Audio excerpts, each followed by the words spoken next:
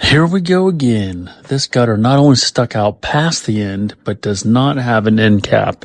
So we're going to fix that and add a downspout. All right, guys. So we have to install a downspout. There's no downspout. We're going to use this piece here, put some adhesive on, and feed it through that hole we just made with our drill and with oscillating saw, die grinder. Make sure it fits before you put the glue on. All right, we're going to put the end cap on as well as this downspout piece. So you put a bead of that high performance seam sealer or industrial silicone, whatever you've got that's waterproof. And then you put, after you put the bead on, feed it down from the top. And then you push it in flat, and that creates the watertight seal. All right, guys, I'm doing some gutter repairs today. It's leaking.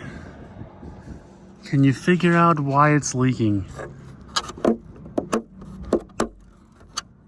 The old silicone was not industrial grade and it just comes right off. What are your thoughts on this and how would you repair it? Why are the gutters overflowing? I can't figure out why the gutters are overflowing.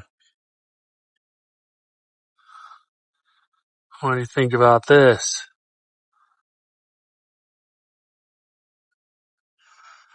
Yeah, that's fine, huh?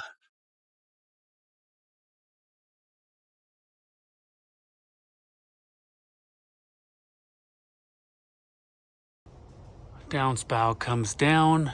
I cut this off, put a 90. It jogs over. I had to do an adapter here or a block because the stud is so far up there, another 90. And then it goes this way and behind the shed. Okay, let's go.